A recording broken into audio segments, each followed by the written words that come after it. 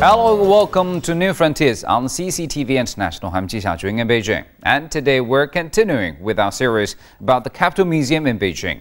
Rather appropriately, one of the first items to greet visitors to the museum is the skull of Peking man. Well, what more potent symbol of Beijing's history could you hope for than the remains of one of its earliest residents 500,000 years ago? But then the museum goes on to tackle the pressing question of who were the first people to emerge from their caves and settle on the plains of Beijing. Well, a chance discovery revealed that primitive people had lived in the area of what is now Wangfujing 10,000 years ago. But then, mysteriously, they disappeared. Where had they gone?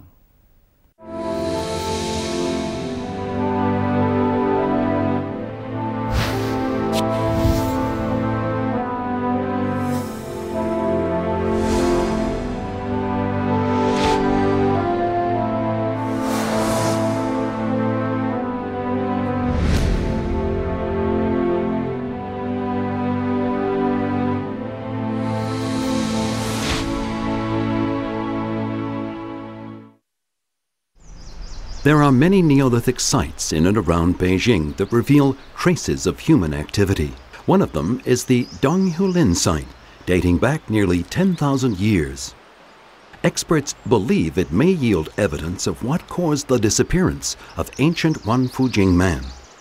Donghulin is situated on the upper reaches of the Yangding River. This suggests that possibly Wangfujing man was forced to move here by the regular flooding of the Yangding River. But this is only speculation. The new Capital Museum displays a seashell necklace unearthed from the Donghulin site. It's the sort of thing we might imagine belonging to a 16-year-old girl at that time.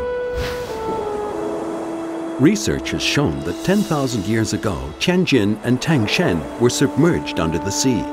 However, experts have yet to determine precisely how far the coastline was from Beijing. Archaeologists believe that ancient humans had no permanent habitats. Wangfujing man, who disappeared 10,000 years ago, could easily have been one and the same as Donghulin man.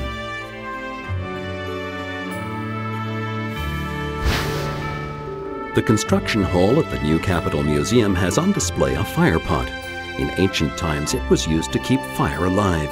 It was found in Hanzhuang Village, Pingyu County, 98 kilometers from Wangfujing. It was discovered on October 19, 1984 by Wang Wuyi, a student of archaeology at the History Department of Peking University, and later vice curator of the Capital Museum. 上宅文化是这样，是84年，我刚才说是我们在文物普查过程当中，当时呢发现了这么一些个，在一个那个断的一个沟的一个断面上，发现了好多那个陶片这个最早的应该说谁发现的？应该是平谷的文保所的同志，他们跟我们在一起调查。那天呢，正好我们回北京了，他们还继续在那工作。 工作的时候捡了几陶片，他们不认识，就当时就是我们赶紧把我们叫回来了。我们一看陶片，特别兴奋，这个陶片很早北京没有过。 To the north of Beijing lie the Yangshan Mountains. In the summer of 1985, an archaeological survey was begun to trace the migration possibly made by Peking man. A multidisciplinary team was formed, including the likes of Hua Rongji and Yue Chao, charged with creating a model of the ancient topography and flora. An exhaustive study was conducted on the relics discovered there, which revealed 8 distinct layers contained in a 4-meter band. 8th layer was 7,500 years old and contained pieces of pottery, revealing a high level of art. 比如说像当时发现了一些个陶的猪头那个猪头呢就有一个家猪和野猪没过渡这么一个形式它既不是野猪也不是完全的家猪。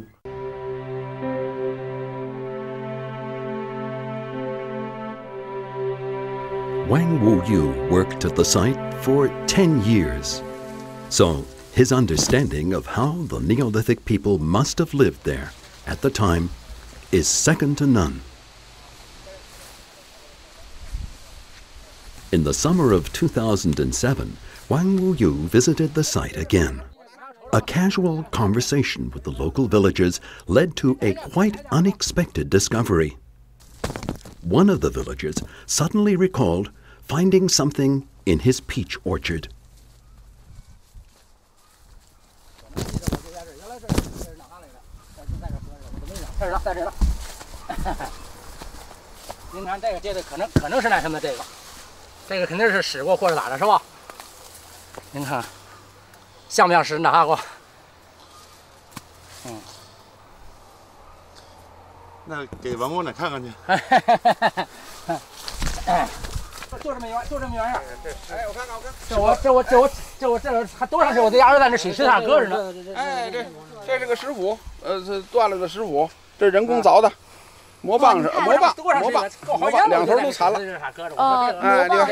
这边特别亮，你看。对，一会儿我带你到博物馆去看，它这是什么？就跟碾子似的，它如果太光了就不好磨了。 他就给它砸了，砸完以后再跟石头磨，它不是有摩擦力吗？对。这个磨过这是，这留着吧，这拿上咱们捡回去，当标本了咱们。这是磨棒，我带你到博物馆，你看看是整的什么A pestle was a tool used to separate grain from chaff. By studying the history of this 7,000-year-old pestle, an evolutionary process is revealed. It links Peking man through the ages of Shandong man, Wanfujing man, and Donghulin man to the culture of human settlement.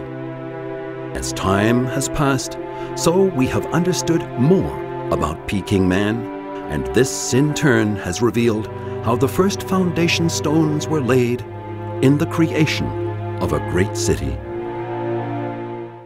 The exhibits cover just a small area at the new Capital Museum, but that small area reveals an awful lot about the long period in which Peking man lived.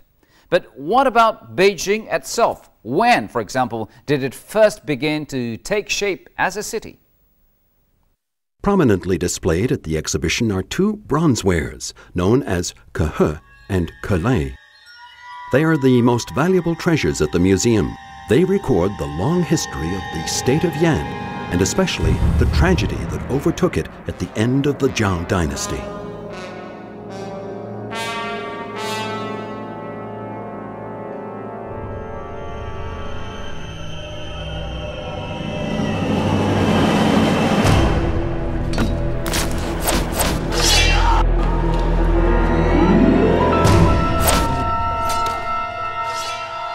The state of Yan included what is today Beijing.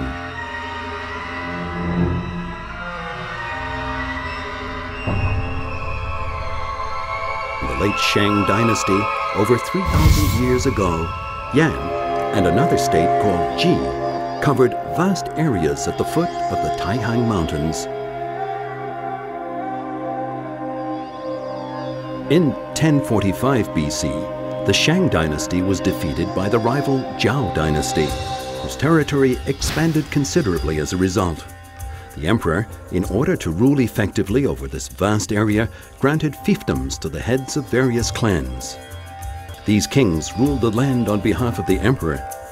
According to historical records by Sima Qian, a historian of the Western Han dynasty, after Emperor Wu of the Zhao dynasty defeated Emperor Zhao of the Shang dynasty, he granted the territory of northern Yan to the Duke of Zhao. Northern Yan was in effect what had been previously the state of Yan. The Duke of Zhao was Ji Shi. He was from the same clan as the emperor. However, this version of events has been questioned by modern scholars.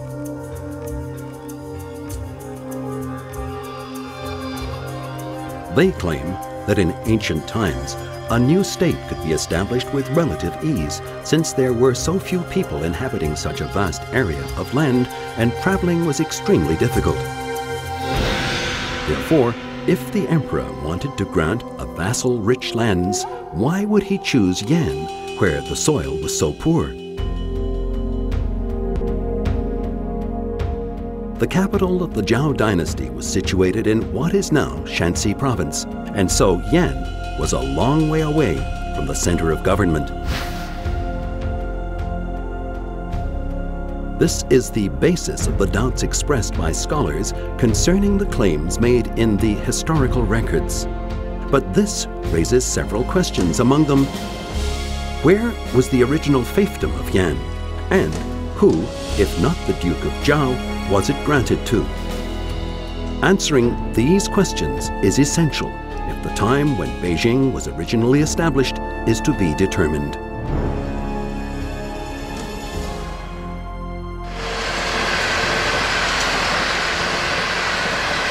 On the Liuli River section of the Jingguang Railway, hundreds of trains run every day.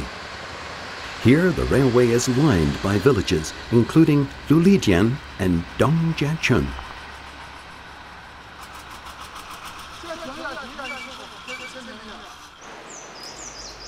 In 1958, during the first national census of relics, the Liuli River site was discovered. However, at first, it couldn't be dated. At the time, there was a lot of interest in when the fiefdom of Yan had originated. One of the experts investigating the question was Zhao Heng, professor of archaeology at Peking University. He believed that the original site of Yan was probably somewhere in the Liuli River region. 到73年的时候，在一个偶然的机会，就是它边上黄土坡村，那个村民在修路，在一个断坎下边发现2个西周墓。哎呀，这可重要了！这2个西周的中型墓，这还不是大型墓，2个中型墓还都没被盗，所以出土了几十件甚至上百件，就是现在的那西周燕都博物馆里边那个陈列的80%都是这2个墓出的，就等于是2个中型墓撑起了一个博物馆。